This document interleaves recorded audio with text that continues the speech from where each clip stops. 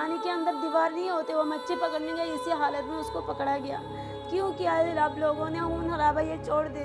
اب لوگ جس کی گھر میں آگ جلتا ہے اس کو پتہ ہوتا ہے، اس کی زندگی میں جب کی آگ جلتا ان کی پتہ ہوتا ہے۔ ہمارے بہت بچے، 4 بچے، اگر ہمارے بچے کچھ ہو جائے گا آپ لوگوں کو معاف نہیں کریں گے۔ زارو قطار روتی اپنے شوہر کو یاد کرتی یہ عورت زاہدہ ہے جو ابراہیم حیدری کی رہائشی ہے۔ اس کا شوہر عبدالشکور ایک ماہی گیر ہے جو تقریباً 3 برس پہلے مچھلی پکڑنے ایسا گیا کہ پلٹ کر نہ آ سکا۔ ابھی 2 ہفتے پہلے ہمارے بیٹے ابو پکارتے بس بیمار ہو گئے، پلیا ہوا بچے کو۔ ہم اتنی تکلیف سے گزر رہے ہیں، آپ لوگوں کو کیسے بتائیں؟ ہمارے شوہر کو بھی ادھر سب سے پیارا بچہ ہمارا لڑکا ہے، انڈیا والوں کی سب لوگ پاکستان میں بنتا، وہ سب لوگوں کو چھوڑ دیا گیا۔ ہمارے شوہر بھی کیوں نہیں چھوڑ رہا ہے؟ وہ سب لوگ بیوی بچے بھی ہے نا ان کے پاس۔ 3 برس سے زاہدہ اپنے خاندان کا بوجھ جیسے تیسے برداشت کر رہی ہے، لیکن اب بچوں کی بیماریاں اور فاقے ہر لمحہ اس کو شوہر کی یاد دلاتے ہیں۔ ابھی وہ بھی تکلیف ہے، میں بھی تکلیف ہوں، 4 بچے ہماری، کھانے پینے کی کوئی راشن نہیں ہمارے پاس۔ بالکل یوں یہ صورتحال ہوتی ہے کہ ایک زندہ آدمی آپ کے گھر سے فوری طور پہ مر جائے، اس کا گم ہو جانا، سمندر میں مر جانا یا اس کا گرفتار ہو جانا بالکل لائق اس طرح کوئی ڈیتھ ہو جاتی ہے کسی بندے کی، پھر وہی رونا دھونا، وہی بچے یتیم ہو جانا، وہی ایجوکیشن ختم ہو جانا، صحت تباہ ہو جانا، ان کا ڈگنیٹی کا ختم ہو جانا، سوسائٹی کا یہ ہو جاتا ہے۔ ذرا فاصلے پر محمود حسین کا گھر ہے، اس گھر کی بھی وہی کہانی ہے۔ محمود حسین جام نگر جیل میں قید ہے اور اس کی ماں فاطمہ بی بی اس کی خیر خبر پانے کے لیے در بدر ماری پھر رہی ہے۔ گجرات جام نگر جیل میں وہاں سے اس نے ایک دفعہ فون کیا تھا، پھر خود بھی آیا تھا ایک، اماں ہم لوگ خیریت سے ہیں اور آپ لوگ ہمارے لیے دعا کریں، 5 وقت نماز پڑھ کے ہم بھی دعا کر رہے ہیں آپ لوگوں کے لیے، اور آپ لوگ بھی ہمارے لیے میرے لیے دعا کریں۔ پھر میں تو پاگل کی طرح ہو گئی، بالکل پاگل۔ میں تو کال گھر سے نکلا باہر پورا دن، آج 7 مہینہ پورا ہو گیا، 9 تاریخ۔ میں تو میرا بیٹا کا بھی کوئی خبر نہیں آ رہا، کوئی کچھ نہیں آ رہا، میں کیا کروں، کھانا بھی نہیں مجھے کھایا جا رہا۔ اللہ سے دعا کرتے کہ صحیح سلامت اس کو لوٹائے ادھر۔ جانے والے چلے جاتے ہیں اور رہ جاتا ہے انتظار، مکینوں سے در و دیوار تک ہر سو پھیلا سناٹا۔ آخر یہ المیہ کب تک ماہی گیروں کے خاندان نکلتا رہے گا؟ یہ کیسی جنگ ہے جو پانی پر لکیر نہیں کھینچتی، سلاخوں کے پیچھے پھینک دیتی ہے۔ 350 میل پر محیط سندھ کی ساحلی پٹی بدترین بھوک اور بدحالی کا منظر پیش کرتی ہے۔ یہاں برسوں سے ایک ایسی جنگ جاری ہے جو انسانوں کو نگل رہی ہے، لیکن اس کی بھوک ہی نہیں مٹتی۔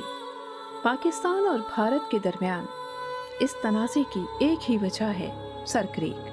1947 سے 1965 تک کسی سمندری تنازع کا وجود نظر نہیں آتا، لیکن 1965 سے بھارت کو سمندری حدود کا خیال آ گیا اور اس نے سرکریک کو تنازع میں بدل دیا۔ صورتحال یہ ہے کہ 1965 سے آج تک دونوں ممالک کے ماہی گیروں کی گرفتاری مسلسل جاری ہے۔ حکومتوں کے کھاتے میں نقصان کا کھانا صرف عام آدمی کے لیے ہے۔ ارباب اقتدار اپنے حساب کتاب برابر رکھتے ہیں اور اس میں انسانوں کی جمع تفریق خاطر میں نہیں لاتے۔ ہم تو بار بار یہ ریٹرن میں بار بار لکھتے ہیں، فشریز ڈپارٹمنٹ کے ساتھ میٹنگ کرتے ہیں، لیکن بدقسمتی یہ ہے کہ فشریز ڈپارٹمنٹ یا فشریز سیکٹر اس گورنمنٹ کے پرائرٹی پہ نہیں ہے۔ اب پانی تو میں آپ دیوار تو کھڑی نہیں کر سکتے، پانی پر آپ لکیر بھی نہیں لگا سکتے، پانی پر آپ لال بتیاں بھی نہیں جلا سکتے سوائے اس کے کہ بوٹ کھڑی کی جائے۔ تو جہاں جو مچھلیاں ہیں ان کو بھی پتہ نہیں کہ یہ پاکستان کا بارڈر ہے، یہ انڈیا کا بارڈر ہے، ابھی تک پائیدار قسم کا حل سامنے نہیں آیا ہے اور یہ کام ریاست کا ہے۔ ریاست جسے ہم ٹیکس دیتے ہیں، ریاست جس نے قوانین بنا رکھے ہیں، بدقسمتی یہ ہے کہ ہمارے ماہی گیر گورنمنٹ ہے وہ بندوبست نہیں کر رہی ہے، جس لیے وہ بیچارے کوئی پرسان حال نہیں۔ ماہی گیر خالی ہاتھ گھر لوٹنے کے خوف سے متنازع علاقے میں مچھلی تلاش کرتے ہیں اور پکڑ لیے جاتے ہیں۔ کبھی کبھی انہیں گولی بھی مار دی جاتی ہے۔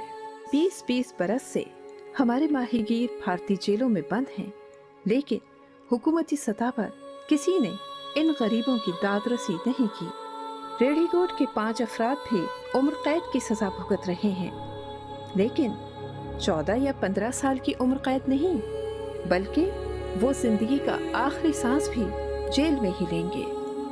پاکستانی حکومت بھارتی ماہی گیروں کو رہا کرنے میں اکثر پہل کرتی ہے۔ 2012 میں بھی 600 سے زائد بھارتی ماہی گیر رہا کیے گئے۔ جواب میں بھارت نے محض 150 پاکستانی ماہی گیر رہا کیے۔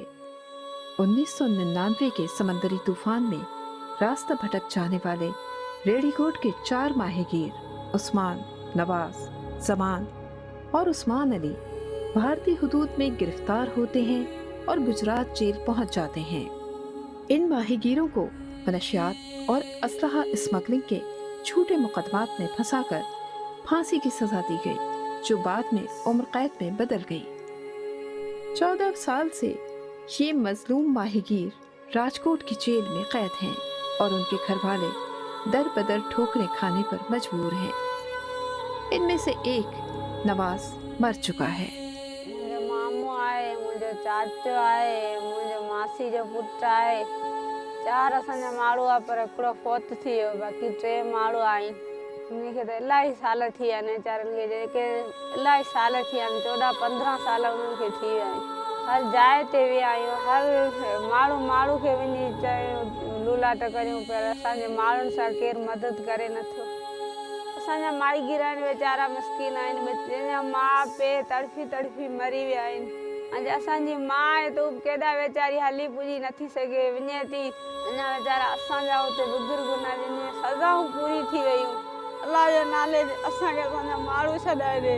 पाकिस्तान, इंडिया, जेके बि मीडिया वारा आहिनि, उन्हनि खे इहो असांजे हथ ॿधी अर्ज़ु आहे, असांखे महिरबानी लाइ करे असांखे असांजा माण्हू जेके छॾाए ॾे। पानी पर बहते इन जख्मों से बरसों बाद भी खून रिस रहा है, लेकिन इसे देखने वाला कोई नहीं। इन बेआवाज बहते आंसुओं का बोझ दोनों मुल्कों की हुकूमतों पर है, जो अगर चाहें तो इन इंसानियत सोज मजालिम का फौरी तदारुक हो सकता है।